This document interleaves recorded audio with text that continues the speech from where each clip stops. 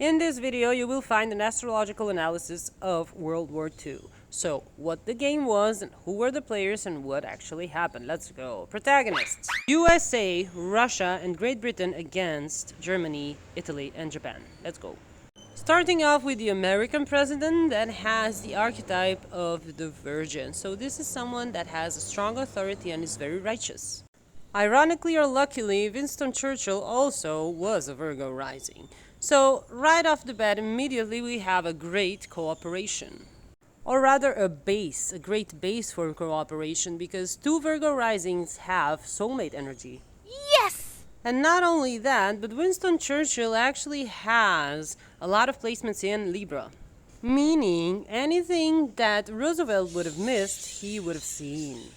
And of course, as luck would have it, Stalin was actually a Pisces rising. Meaning this group of three people was very well equipped astrologically to deal with crisis, because Stalin has Saturn in his first house, and this is a person that does not fear getting his hands dirty in order to get his own way, okay? So let's look at the date when this group was actually formed, the 1st of January 1942. You'll notice that the Sun is together with Mercury in Capricorn, making the formation of this group potentially a very successful one. Why, you may ask? Well, in the ancient Indian scriptures, there is this part of the sky, it's called Abhijit Nakshatra, and of course it's in Capricorn.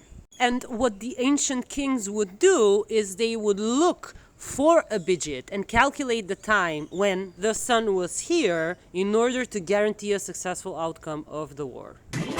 Now let's look at the axis of power and when it was actually formed. So it was made official on the 27th of September 1940.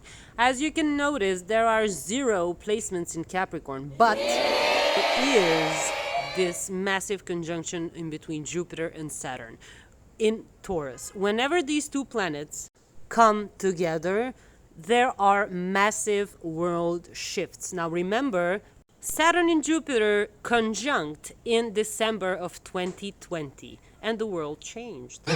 So when this pact was made, there was an agenda to reshape the world, most definitely. Now, let's look at the leaders. So let's look at Hitler's chart. He is a Libra rising, dominated and ruled by Uranus, Capricorn moon, and a Taurus sun.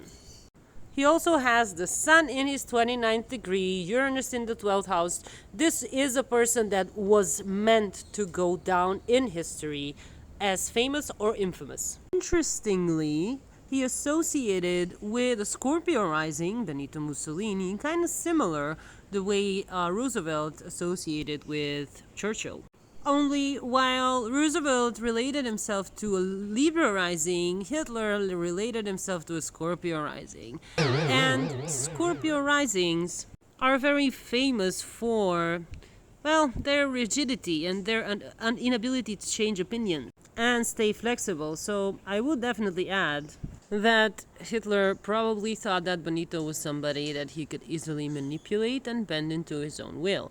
But then Benito also has a Leo sun, meaning this is also someone that is very stubborn and that is willing to fight his own fights, even if he can't. And then, to make things even more interesting, Hitler also associated with the Sagittarius rising, Hirohito, the Emperor of Japan.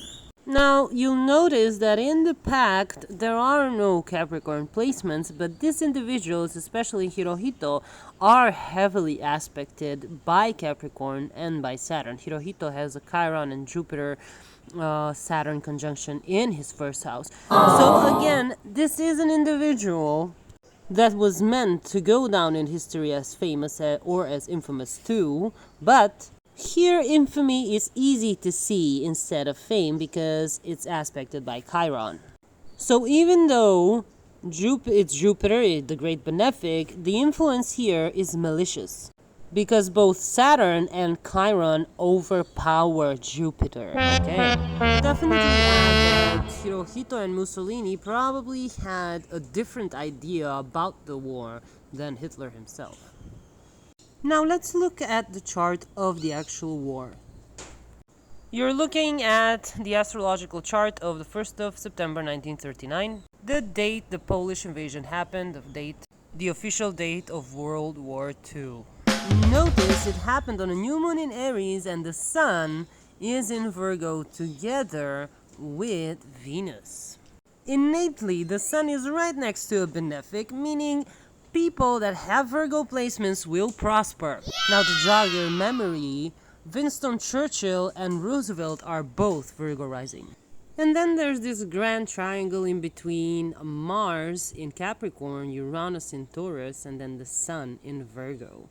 Meaning the dominant element here is actually Earth.